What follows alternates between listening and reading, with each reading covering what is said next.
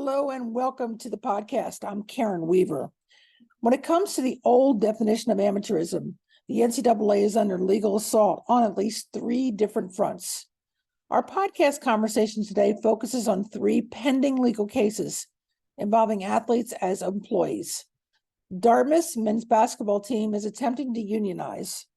Johnson v. NCAA has the plaintiffs arguing that athletes should be treated as employees under the Fair Labor Standards Act, and the National Labor Relations Board has upcoming hearings probing whether USC, the Pac-12, and the NCAA are treating athletes as they would an employee.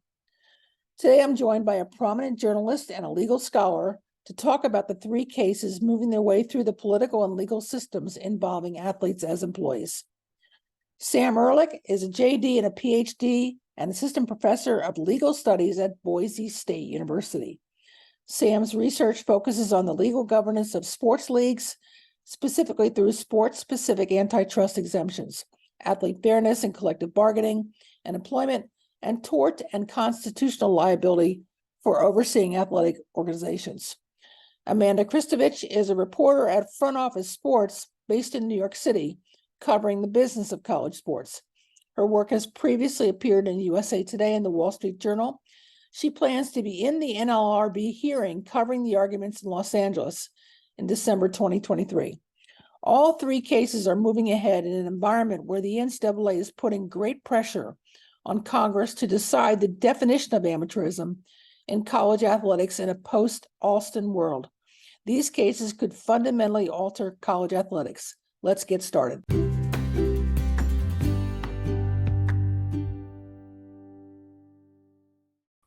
Hey, Sam and Amanda, so glad you could join me on the podcast. For those who maybe hear this later, we are doing this on Halloween. So if this is a little bit crazier than normal, you can account the spirits for that. So welcome. I'm glad to have you both. Yeah, my pleasure. Thank you for having me. Excellent. So we're going to do this podcast a little bit differently. We've got a lot of issues that Sam has written about, he teaches about, that Amanda has also written about and is tracking around the country in real time, that are legal focused in this space, because it feels like, and I'll be interested to see what you both have to say, it feels like we're at that moment in time where things could really start to shift. And before we dive into it, can I ask each of you just to sort of talk about what you see in this moment in time? Sure. Amanda, you want to go first? Well, I was going to say you should go first. So for the listeners, I just want to point out that Sam and Karen are two of my favorite sources. So it's weird that you're asking me the questions as opposed to the other way around. So Sam, I'm going to make you go first because okay. All right, fair enough. Wise journalist. Works for me, and I'm flattered to hear that I'm one of your favorite sources. That's good to hear. Yeah, I mean, I Karen, I think you put it best. It's kind of a nexus point with a lot of different things right now. You've got House going on, the antitrust litigation involving revenue sharing. That's kind of in the midst of discovery right now. And while, we won't have a trial for a couple of years, there's, it's really seeming like there's going to be a push towards that, and a push towards, the ultimate outcome of that case would be if the plaintiffs win, which I saw an article yesterday, actually this morning, from the director of athletics at LSU saying that she said that there's a 90% chance that the plaintiffs win in House, which is kind of a bold statement right there. And the funny thing is, I'm not entirely sure she's wrong, because it's the fact that you have, the same courtroom as the Alston and O'Bannon cases, where, both of them ended up being losses for the NCAA. And really just, it's kind of the worst place for the NCAA to be right now, especially given, if anything, Claudia Wilkins, Judge Claudia Wilkin in that court has been reined back a little bit in some of her cases. And after Alston, I don't think she's going to feel that way. So I think House is definitely going to be something to watch. And then we also have the employment stuff, everything at the NLRB. We have cases involving USC right now. You have cases involving Dartmouth right now. And all of those things, especially with, the attitude of Jennifer Abruzzo, the general counsel of the NLRB, towards college sports, and kind of putting a target on the back of college sports. And as far as, her theory of employment misclassification goes, that could be a really fertile area. And that could be an area where where there could be a lot of changes, where there could be forced unionization, where there could be a drive to declare college athletes as employees, at least in the NLRA. And then you also have the Johnson case, which I know Amanda and I are both waiting very anxiously for from the Third Circuit. Should come out any day now. And I think anyone who watched or listened to the oral arguments in that case is probably predicting a win for the plaintiffs and a loss for the NCAA, just the way that the judges were speaking about the NCAA and college sports in general. That could be another area where this time along the Fair Labor Standards Act, minimum wage and overtime, college athletes could be declared employees. So yeah, that's a lot. And I think that speaks to really just the depth of everything that's going on right now. There's a lot going on right now and a lot of changes that could happen really quickly. Well, I appreciate you kind of skimming across the surface. For my listeners, we'll go down a little bit deeper in a moment. We just wanted to kind of set the tone. So Amanda, from your journalism perspective, what are you seeing and feeling at this moment in time? Yeah, I think that everything that Sam just pointed to is exactly what I'm tracking. I think the general sentiment is that the NCAA is playing whack-a-mole, that the NCAA has so many different avenues that it's fighting in different courts, and even in Congress. I think the one thing I would add to Sam's comments is that, I published a story last week about how I spoke with some Senate aides on both sides of the aisle, and they're saying that the fact that there's no NIL bill isn't about NIL at all. It's about the fact that there's really this question of whether or not amateurism should be addressed in the bill. And if it is, the Democrats do not want to sign on to a bill that codifies amateurism, and the Republicans do, and they conversely probably wouldn't want to sign on to a bill that deems athletes employees either. So I think we're in this very strange, I don't want to call it the eye of the storm. I sort of feel like we're like standing on the edge of a cliff, and it's like, I'm pretty sure the business model of amateurism is going to be pushed off said cliff by something. We just don't know how quickly that's going to happen, who's going to do so first, whether it's House, Johnson, NLRB. So I think that is kind of how I feel right now, if that makes sense. Yep. One other thing to add, though, is that I think that it's very interesting and a testament to the very powerful lobbying and PR strategies of the NCAA that even with all the criticism, the NCAA, at least at the federal level, is keeping Congress interested in NIL versus conference realignment, which is something that I believe Sam told me they might potentially have jurisdiction over, but that really appears to be like a much bigger threat to college sports, right? Because I think when people say threat to amateurism, they think threat to college sports. I'd like to like move away from that. I don't think that that's the case. I think that conference realignment could be a lot more detrimental to what college sports actually look like and why people love them so much. And yet we're still talking about NIL. So Right. So that's interesting. So let's dive down a little bit deeper and talk about what the reality is and maybe what, the smoke and mirrors are. And let's start with Dartmouth. Okay. So I think all of us were surprised when all of a sudden a press release came out and said, by the way, men's basketball wants to be a unionized organization at Dartmouth College. And most people don't think of the Ivy League as being leaders in this kind of area. But this time there's sort of a campus-wide precedent. So, Sam, can you kind of give us some perspective, some background on where this came from, why Dartmouth is unique, and what the next steps are? Yeah, and I think to answer the first part of it, I think you hit the nail on the head. It kind of came out of nowhere. I don't think Dartmouth was really a target for anyone. I mean, clearly we had the stuff at USC and UCLA.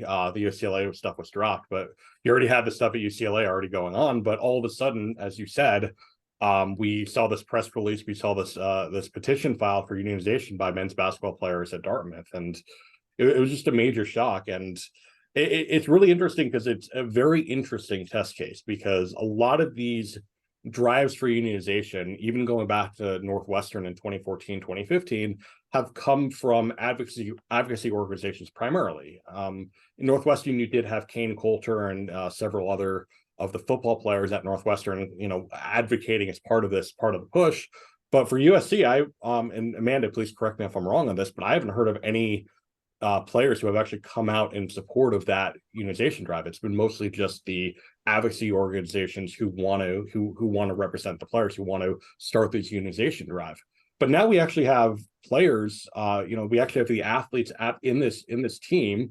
In fact, unanimous from what I heard. It was unanimously the unionization cards were unanimously signed by these players. You had an op-ed by two of these players in the Dartmouth student newspaper talking about how they've been paying attention to Alston, they've been paying attention to the NLRB stuff and the Johnson stuff, and they think the time is right for them to pursue unionization.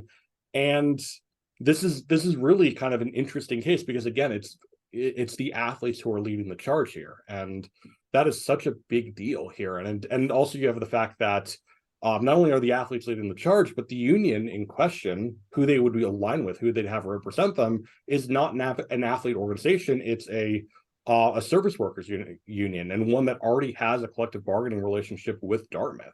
So I think that's a much easier kind of path to go. I think you still have that Northwestern precedent perhaps standing in the way of saying, well, we're not sure if we really want to kind of disrupt the market here. But you also have the fact that, unlike Northwestern, which is one private school in a sea of public schools not covered by the National Labor Relations Act, Dartmouth is in the Ivy League, which is all private schools. Right. So that fact is going to be really interesting. How they treat it is going to be really interesting. And if they do find that Dartmouth athletes are employees, the fact that they don't receive athletic scholarships, the fact that revenues are a lot lower there, the fact that you don't have the travel burdens that other, kind of the Power 5 universities do, that's going to set a major precedent moving forward. And it's going to set one that's going to be incredibly broad, incredibly wide reaching.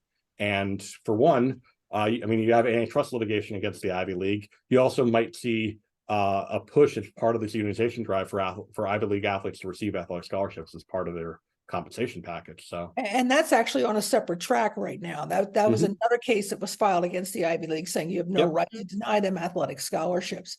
Amanda, what are you seeing from the Dartmouth case? Yeah, I think I would add from the historic perspective that even though Northwestern was players were involved, that was the same organization was behind that unionization push as the organization that is currently part of the USC case. So just to keep that in mind. I haven't spoken with anybody who is, the sort of usual suspects of athlete advocacy who were involved in the Dartmouth athlete unionization effort, who even knew about it in advance.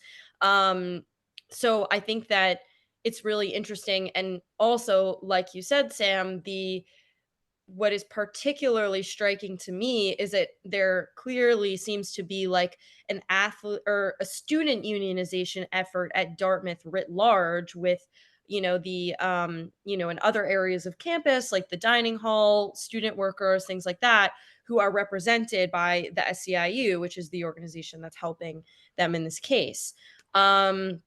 Another thing that I would like to throw out from a more sort of like in the weeds legal perspective is the new information about the way that the NLRB is interpreting the joint employer doctrine, which I'm sure you guys could explain more succinctly than I can. But the point that I want to make about it is that it appears to be a pretty liberal interpretation.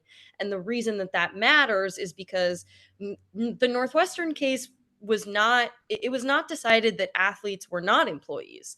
It was decided that the NLRB didn't want to grant jurisdiction and make an official decision because they were concerned that, if they did so in the private sector for private schools, they wouldn't be able to do so for public schools, right? I think there's definitely an argument to be made that that like whatever the next step, let's say Dartmouth athletes are considered employees, the case is only against Dartmouth. It's not against the Ivy League, the Ivy League as an entity. It's not against the NCAA as an entity. But I would imagine that there is a mechanism by which after that decision, the joint employer doctrine could be applied, and that could essentially be applied to every Division One conference, right? And or every Division One school, because they're all part of these conferences in the NCAA that are where the conference relationship functions the same as it does in the Ivy League. And you have three employers: the institution, the conference, and the National Association, which is the NCAA, and all would have to be consulted in that thing. And my understanding from Michael McCann's article is that this goes into effect on December 26th. Is that your understanding as well? Late December. Yeah. Late December, somewhere. That sounds about right. Yeah. Yeah. Okay. Okay. So that's soon. So the domino effect, from what we're going to talk about next, obviously, is in there. But one point I wanted to bring up and to get your thoughts on this, it's the 15 men's basketball players, but it's not the student managers. What is that about? What was the point in doing that? Either one of you want to chime in on that? Well, the student managers get paid, as far as I'm aware. So they're like and it's work study students. Yeah. And I can speak from experience, because when I was an undergrad at Georgetown, suffering basketball fan, hopefully things will improve. I interned in the athletic department. I signed a contract saying that I deemed myself a volunteer so that they didn't have to pay me. Okay. But there were a lot of students at the athletic department, particularly graduate students, who were able to receive class credit or like some sort of compensation for being student workers in the athletic department. And it's always been very I'll use the word interesting to me that the students who are, on the sidelines can be considered interns or employees or get some sort of compensation, right? Whereas the students on the court are considered amateurs. And what I would add to that is, I think, just talking about interns in general, I think that landscape has really changed pretty significantly. In 2015, you had the Glatt case out of the Second Circuit that really kind of further defined the distinction between interns and employees, and really made a lot of these kind of, you must pledge yourself as a volunteer intern instead of an employee a lot more meaningless, because it's now going to be based on primary beneficiary, where if you're working for the athletic department and the athletic department is deriving a pretty significant service from you, you'd be declared an employee, not an intern. It doesn't matter what you sign. And I think a lot of that is going to be true. In fact, the Johnson case, going to the FLSA, that used the Glatt test, that used this primary beneficiary test. So clearly you have kind of a move away from, just being able to clear yourself one thing or another into what do the legal tests say? What are the, what do these actual tests say? And Amanda, I mean, I think you were weren't you able to listen to the Dartmouth hearings? And they actually talked about how student workers at Dartmouth, the workers were employees, didn't they?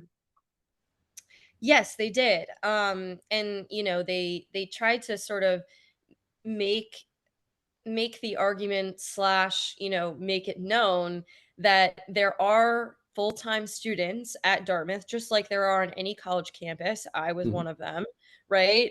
Most people, I feel like, maybe not most, a lot of people are, where you are a full-time student, and then separately you have some sort of job on campus that pays you some sort of wage or compensation, work study, or just minimum wage, something like that, where you are technically an employee of the university, whether that means you're the person swiping cards to get people into the dorm rooms, which, by the way, is the best job ever, because you can just sit there and do your homework and swipe the cards. You do literally nothing. It's amazing. Highly recommend everybody try it.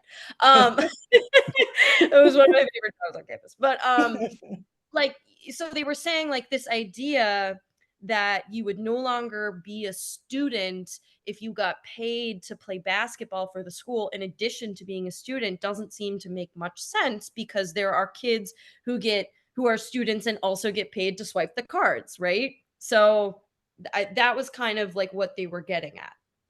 Got it. So we have a lot of inconsistencies in the way this rule has been. Dartmouth is bringing out a very narrowly focused, but could be deeply impactful decision, and that's coming up soon. So let's evolve into Johnson, and Sam, you talked a little bit about that. And again, for those who are not in the weeds all day long, like the three of us are, tell us briefly what Johnson is and how it ties to Dartmouth. Maybe a little bit how that can be tied together. Sure. Johnson's a case with actually a fairly simple premise. There's federal minimum wage and overtime laws, and it's covered by a statute called the Fair Labor Standards Act, which defines the term employee to be incredibly broad. In fact, the legal statutory definition of employee under the Fair Labor Standards Act is someone who is employed by an employer, which is decidedly unhelpful, but that just shows you how broad it is. And the core issue, of course, in Johnson isn't necessarily whether they receive minimum wage or overtime. That's something that may come up later, determining whether scholarships or other in-kind benefits can count towards minimum wage and overtime. But before all that, and really the core contention that the NCAA, that the involved schools have with this case, is whether college athletes are employees. Obviously, the NCAA doesn't want college athletes to be employees, because otherwise they'd have to receive minimum wage, overtime, and a host of other employment benefits. And even though Johnson, and that kind of gets into kind of the big thing here, which is that even though Johnson is kind of the simple premise about minimum wage and overtime, it would have just a ripple effect on a lot of other things, including unionization. Because while the NLRB has their own kind of tests, their own kind of determinations of employment, case law really suggests that, courts are going to look when applying, various employment statutes are going to look to the NLRB, and the NLRB is going to look to the courts, and vice versa. They're very, very, very rarely going to disagree on a determination of employment, because the tests are really derived from the same place. They come from the same place. And generally speaking, an employee is just an employee under all these laws. So Johnson, the lower court actually did find that, at least at the motion to dismiss stage, where everything in the plaintiff's claim needs to be taken as true. So it's not necessarily, they haven't gone through discovery or anything like that. They haven't, gone through that kind of issue here.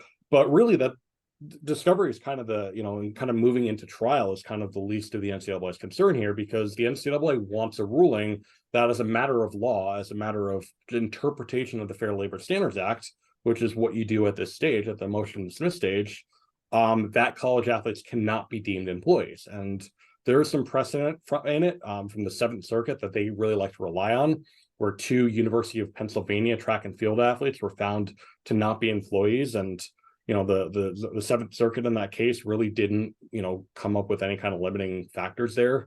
There was a concurrence that did, but the Seventh Circuit as a whole pretty clearly said college athletes are not employees. But since then, we've had Alston. Since then, the landscape has really kind of changed. And the Eastern District of Pennsylvania, that lower court really relied on Alston and relied on kind of these changed circumstances to say, no, things are different now. And, college athletes can, under the Fair Labor Standards Act, be deemed employees. And the Third Circuit, at least based on oral arguments, seemed to agree. And really, one of the big keys with Johnson, and this is the last thing I'll say on it, but one of the key things with Johnson is that it's kind of similar to the Dartmouth case in certain ways, where this isn't Power 5 football players. The defendant here, or the plaintiff school, I should say, is Villanova. It's an FCS conference, and the other co-plaintiffs in the case there's swimmers, there's tennis players, there's baseball players, or softball players, or soccer players. This would be, unless the Third Circuit limits it in some way, which is possible, this would be a very broad ruling that college athletes are employees, assuming that the Third Circuit does affirm. Amanda, what are you hearing if and when this conversation comes up with your sources about how concerned they are about this particular ruling? I think that's an interesting question, because I feel like whenever we hear folks in athletic departments talk about their fears, there's never a specific case that they point to because there are just so many. But I think, and I will quote one of the lawyers who's been involved in the Johnson case as saying, they don't really point to the case as saying that it concerns them. They immediately, I've noticed, always go to sort of like pushing the narrative that the NCAA is trying to push in court, if that makes sense. So they're going to be talking about the parade of horribles that would happen if, athletes were considered employees. And then the other thing I wanted to add, which I think is really interesting, is that um, this whole case, I've been told, is literally just about getting athletes the ability to make minimum wage. This isn't like some sort of huge, like they're going to be getting these 6-figure checks. It's like, depending on what state you're in, they're going to get like $10 an hour, right? And they already, and this is noted in the case, they already track how many hours they spend on athletics because there's supposed to be a ceiling due to NCAA rules. Of course, everybody knows that there are ways to get around that.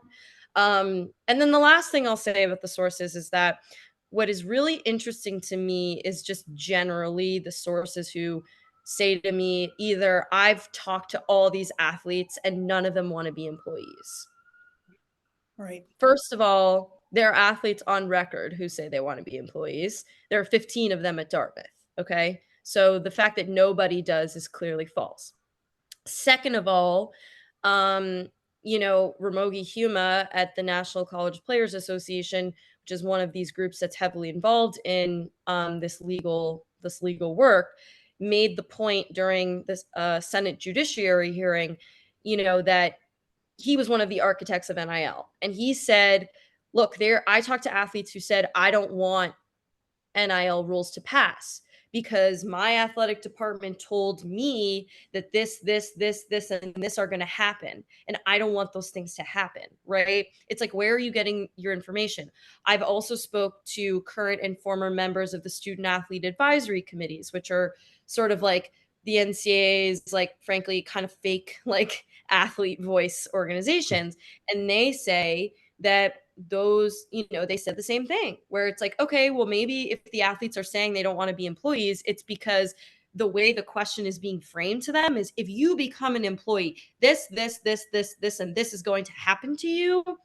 So do you want that? And they're like, oh, no, of course not. Like, it's not like it's not a question that is posed legitimately, right?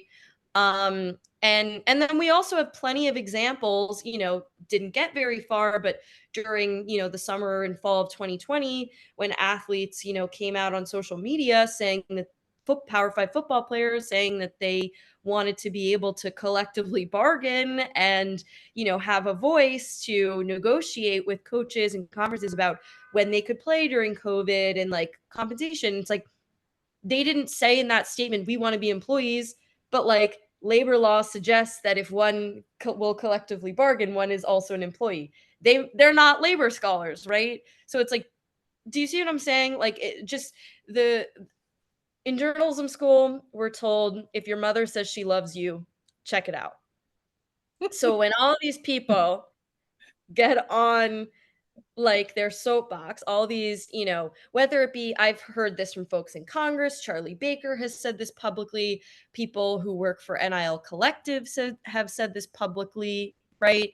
And privately to me, I just ask myself, well, how is the question being posed? And what information about the potential fallout, positively or negatively, is being given to athletes that leads them to say, no, I don't want to be an employee?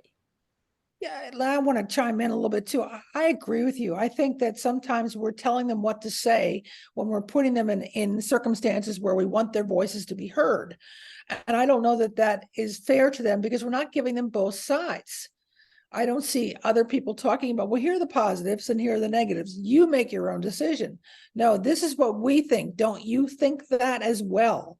And that feels more than a little bit coercive at times. Absolutely. And if I could add just one more Yeah. thing, kind of like what was the case with the We Are United movement in 2020, like even athletes who say they don't want to be employees will often also say they do want things that employees normally receive, like better health and safety standards, or a larger share of revenue. You know what I mean? So again, it's like which is just to agree with your point that, like, who is asking them these questions? Where are they getting their information? I've talked to SAC members who say it's really hard to get information because these kids aren't reading journal articles. They're not, you know what I mean? Like they're hearing the information from their athletic department officials, who in many ways are incentivized to give them only one side of the story. Yeah, and Sam? just to add to that real quick, the article that I talked about earlier, involving the LSU athletic director, saying that there's 90% chance that House is going to be in favor of the plaintiffs. It's kind of funny. That article was about how the athletic director of LSU was also saying, if revenue sharing is a thing, then we're going to have to cut sports. And that's kind of, a returning refrain when it comes to talking about employment status, when it comes to talking about revenue sharing, that they're going to have to cut sports. And I don't doubt that at the lower tier schools that might be the case, where, if you have these kind of these larger budgets, but for a school like LSU, it's just entirely disingenuous. In fact, in that article, there's a few paragraphs quoting the athletic director saying they'll have to cut sports, and then there's an article talking about how much they pay each of their coaches, and it's like $9.5 million for Brian Kelly and $3 million for Kim Mulkey, and it's like, okay, well, you could just cut their salary and be totally fine. And that's the case at most of these Power 5 schools, where if you cut the coaches' salaries, if you cut the athletic director salaries, these salaries that are inflated because you have a market that exists with just an excess of money flowing through the system, then all these parade of horribles just aren't going to happen as long as you're, just willing to do that. Do either of you have a sense that this folks who work in Division II and Division III should also be aware of this Johnson case? Is that something that they should, because if athletics is college athletics, should it apply across all three divisions? Do you have a sense of that? I think it's a little unclear at this point. Yeah. I think there are both sides to that. I think, for one, and I think really just depends. It's a lot of the framing of kind of which employment test you're using. The main kind of determination for employment versus non-employment is, generally speaking, going to be based on control. How much control the employer is going to have over the employee. And at a lot of these Division 3 schools, Division 2 and 3 schools, there might be kind of a similar circumstance where there's a lot of control the athletic department exerts over the athletes, and it might be enough to breach these tests. Probably not nearly as much, though. And I think there's certainly distinguishing factors here where you can say Division 1 athletes are, especially at the higher levels, these Division 1 athletes are, but Division 2 and 3 are not. And that especially gets into it when you're talking about the Johnson case specifically. The Johnson case specifically is a test, they're using the test based on interns that I talked about earlier, which is all about the primary beneficiary of the relationship. The primary beneficiary of the relationship in a Division 1 Power 5 sports, especially the so-called revenue sports, as much as I hate that term, of football and basketball, the primary beneficiary is undoubtedly the schools. They're making a ton of money off of these athletes. As you get down through the NCAA space, it becomes, that calculus shifts a little bit. And I think at Division 2 and Division 3, if you're applying that test, that primary beneficiary test, I don't think there's a very good argument that the primary beneficiary is anyone but the athlete themselves. Mm-hmm. I mean, sorry. Would it not be a go good ahead. idea, though, if we want to be sure that that is not the case in Division 2 and Division 3, that we set up guidelines for what is deemed control versus not control? And I feel like that's really left up to coaches right now as to how they want to run their programs. Amanda, any thoughts on that? Yeah, I mean, I will. I'll also point out that I know that, of course, and Sam, correct me if I'm wrong, the ruling in Johnson could make a statement, that could be applied outside of Division 1, but the plaintiffs are all Division 1 athletes, and Yes. what's actually in the text of of the litigation is about Division 1 athletes specifically. The other point is that Division 2 and 3 do have different rules, and they are much less restrictive than Division 1. that could even be further differentiated. And the other thing I'll say is like, not super related, but like maybe I don't know what either of you think about this, but I would say that at the Division 2 and 3 level, the schools still in many ways are the primary beneficiaries. Because in Division 3, for example, it's like there are no athletic scholarships. The athletes pay tuition. And I remember like during COVID, I talked to Division 3 athletic directors and coaches and conference officials who said that their concern was that if there were no sports, that kids wouldn't want to come to the school. And like there are D3 schools where like half the student population is athletes. So they literally like make tuition dollars off of having athletic departments. I don't think that's particularly related to the employment question. Maybe it is, maybe it isn't, but it is just like interesting. I think that's part of the argument towards why probably Division 3 athletes are not employees, because they're literally like paying to go. I don't know. I'm not even going to try to wade into It's that. so But No, I murky. think that's a really It's fair so point. murky, but it's a really good point. I mean, athletics, this is one of the things that I focus on in my research, is such an important integral part of higher education, no matter how you look at it, that we have to realize that we've empowered, but also disempowered those athletes with multiple ways of branding our institution, marketing, filling our classrooms, filling our dorms. And we expect that they'll just continue to do it. And before we go on to NLRB, Sam, we want to wrap up a little bit on where the next step is for Johnson. I know you said it's in the appeals process or something. Go ahead. Yeah, and just to add real quick to Yeah. Amanda's point, I think for one, I think that's a very fair point. I do think that does definitely go to the employment question, because especially if you're using this primary beneficiary test, I mean, and Karen, I'm sure you could speak to this. This goes directly to your research, but there's this kind of phrase that athletics is the front porch of the university, and I think that's true at every single level, not just the higher tier Division 1 programs. I mean, here at Boise State, it's certainly the case. I mean, we really made our name based on that Fiesta Bowl win over Oklahoma. So, I do think for sure, that kind of sentiment does play into the employment question, and it is kind of an interesting kind of thought when you're dealing with, if you're using this primary beneficiary test. But now to move on to your actual question, Karen, regarding the next steps of Johnson, we should get a decision from the Third Circuit, from the appellate court, kind of this mid-tier appellate court between the district court and the Supreme Court, sometime within. I mean, it's hard to say exactly. Based on kind of looking at other Third Circuit cases, it probably should have already come out by now. But Okay. within the next few weeks, probably, hopefully, knock on wood, by the end of the year at the very minimum.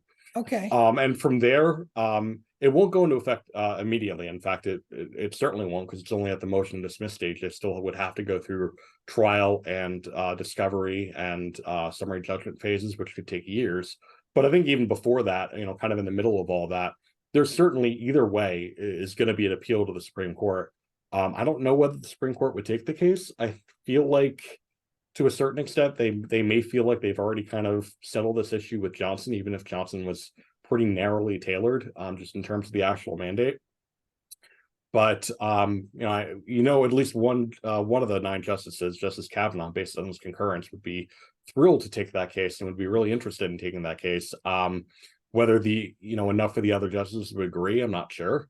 But I think you'll see a decision in Johnson. Based on the oral arguments, it'll probably be in favor of the athletes, and then you'll see an appeal and to the Supreme Court.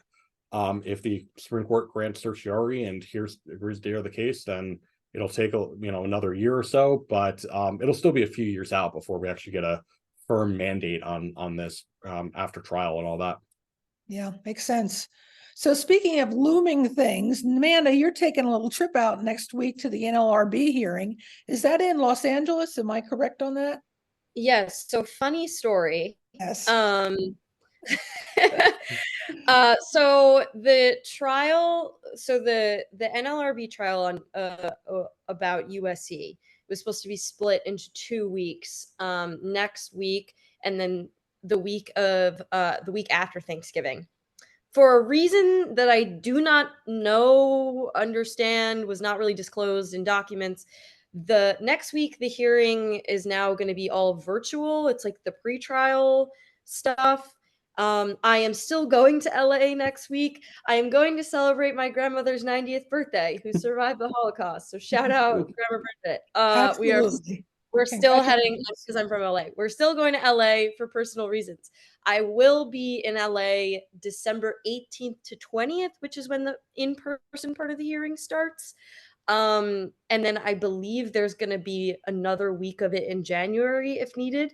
So it's been pushed back a little bit, but I think what is going to be interesting about the hearing next week is going to be like addressing this question of dismissing the case. This was potentially one of the funniest things I've ever seen covering litigation or anything legal, which was that USC filed a motion to get the case dismissed. And the NLRB responded by saying, "You missed the deadline to file this, therefore we are not dismissing the case." By a week, right? By a week. Yeah, I think it was sorry, almost 2 weeks. your homework, like, oops. So, USC released a statement, I believe, to USA Today, saying that they're going to continue attempting to pursue this motion to dismiss, which theoretically will come up in the pretrial next week. So we'll see what happens with that. But like, honestly, it was, somebody. I can't take credit for this joke, but like somebody on Twitter, was it you, Sam? I don't know, made the case that like some of the like most high powered, smartest, and like, you know, like I don't want to say richest, but like the NCAA is paying all this money for like the best lawyers in the business, right? And they like missed their deadline with the NLRB. Like, I don't know. Anyway, so just a little bit of levity. But It's kind of interesting, and sorry to cut you off, Amanda. Just no, to cut in for a second. That is such an interesting thing, because I think you hit the nail on the head. Like these high-powered lawyers missing the deadline for a motion to dismiss. I actually talked to a friend of mine from undergrad who is a lawyer who works with the NLRB. He is adamant that the NLRB screwed this up, that this isn't on USC or the NCAA or their lawyers. Like, in his words, they're, the law firm that the NCAA hires for all these kind of things is Aiken Gump. In his words, Aiken Gump does not screw this stuff up. So he thinks that there's something kind of behind the scenes here. And if you do look at the docket, I have it pulled up right now. It looks like they refiled their motion to dismiss last week on the 26th, and this was after kind of the office letter saying you filed it too late. They're protected under, they're under seal right now. I guess they require redactions before it could be viewed. I'd be curious to see, and there's a regional director order in the middle of that. I don't have access to those because they're not available on the website. Maybe Amanda, you can dig behind the scenes and see if you can find anything. I'm curious whether they let them file it, kind of in the meantime, and let them file it again. But I think there's a little bit more behind the scenes than might kind of see. It is a really funny thing though, if it is, that's what happened, where they just screwed up the deadline. But I don't know. We'll see. yeah, and again, it was very strange because it's not abnormal that dates for hearings and trials get moved, but it was certainly weird that these dates got moved seemingly without an explanation. I don't know. Again, this is the first NLRB hearing that I'll be covering in person, so I can't speak to the precedent of it, but it was, definitely screwed with my travel plans. I'm not going to lie, but we are still going to be going theoretically, if the case doesn't get dismissed, December 18th to 20th will be the first in-person parts of the hearing. But next week, apparently, it's going to be on Zoom. So hopefully there will be some fun theatrics there as well. Didn't that happen with Johnson too, where it got moved a couple of times? And in fact, I remember Yes. I was actually supposed to be in New Jersey. I would have gone down to the Third Circuit during the original date of that hearing. But yeah, Yes. didn't it get moved like once or twice? You were in Philly, right? For Johnson? Amanda? I was. I thought, believe yeah. the case originally, I don't remember how many times that date was moved. One of the times was because one of the lawyers got COVID. So like initially they were going to just like have him call in, and then they just decided like, nah, we'll just wait a couple of weeks. That was a legitimate moving of the date. And also like, I'm based in New York City, so taking the train to Philly is a much easier last minute trip than going across the country. Absolutely. Before we wrap it up, because I have two quick questions I want to ask, because Sam, I promised we would talk briefly about your Title IX paper, which I thought was excellent. But also just right now, where do you see us in 2024? Will we be wrestling with NIL with no congressional intervention, or have some sort of final bipartisan plan? B, have any further definition of amateurism on the table, or what amateurism is not on the table? Or C, have the NCAA completely rewrite its rules yet again and try to accept the reality that is the life of today. So I ask these tongue in cheek, but I'm kind of trying to get a sense of what you think we're going to be looking for in 2024. Amanda, you want to start us off? Sure. And this is where I get to talk politics, which everyone is terrified of. I mean, that's So, all it is right now. well, exactly. And the answer to my question is really less about what's happening at the NCAA level and more about just what's happening in the country.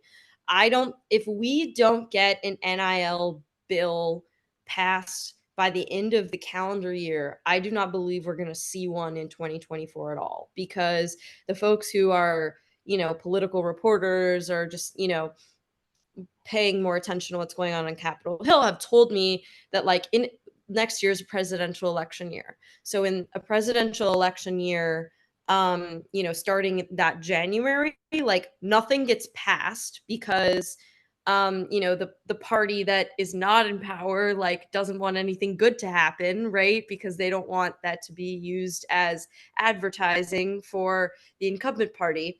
And as we've seen, the dysfunction of Congress is truly unprecedented. So, we literally just, like, went 3 weeks without a House Speaker. And then just look at the priorities of Congress. The first thing that Congress did when they got a speaker, the first thing the House did was pass a motion in support of Israel for the Israel-Hamas war.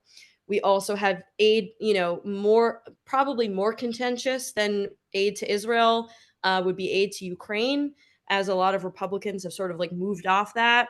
And then we've got potentially another government shutdown, which would impact my NLRB hearing, because the NLRB, a shutdown would keep the NLRB from having hearings and working, so I've been told. Anyway, so all of those things are on the docket far before an NIL bill gets passed, or an athlete amateurism bill, or anything.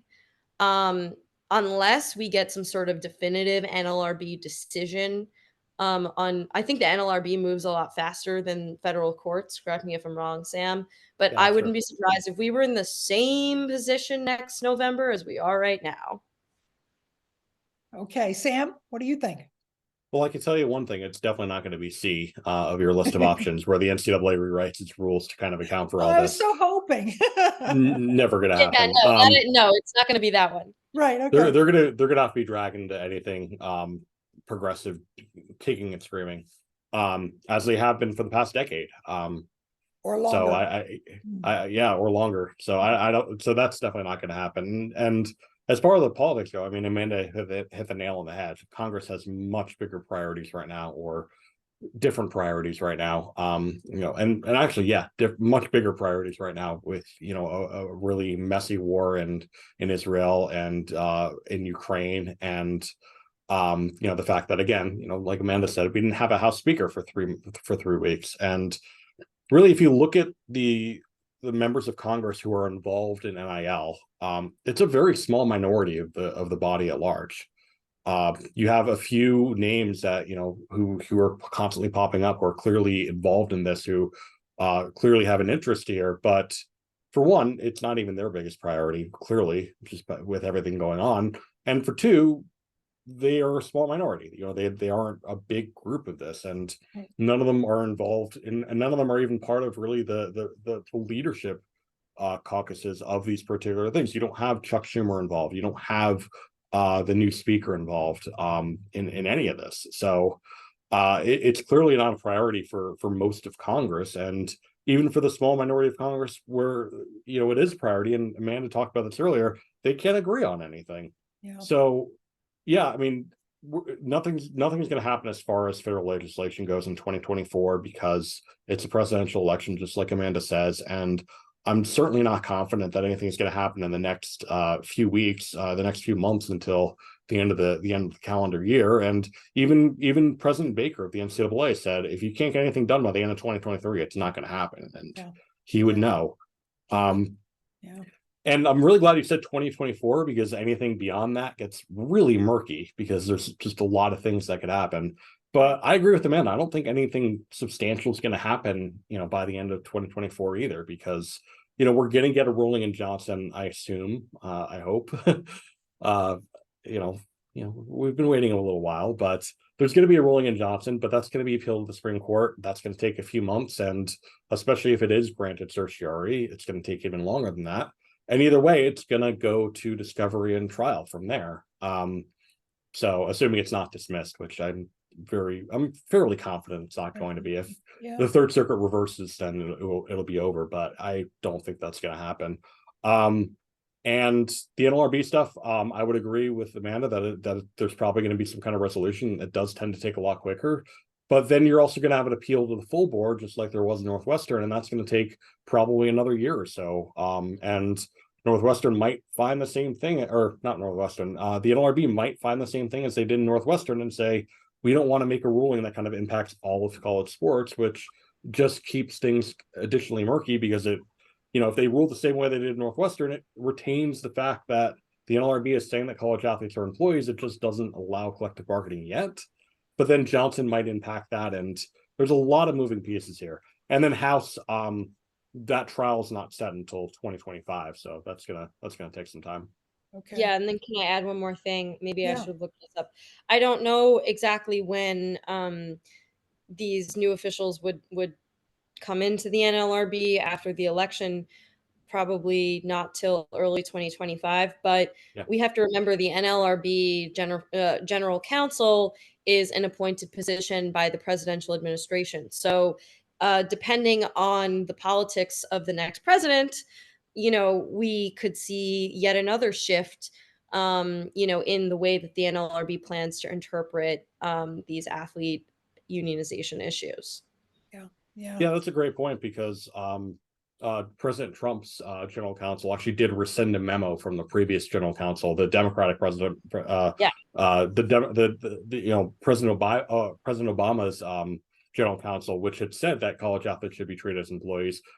Peter Orr, the general counsel for the NLRB under President Trump, rescinded that memo. So if President Trump or another Republican is elected again, you're probably going to see another recession of general counsel approves those memos. So yeah. It's great. It's great. It's absolutely crazy.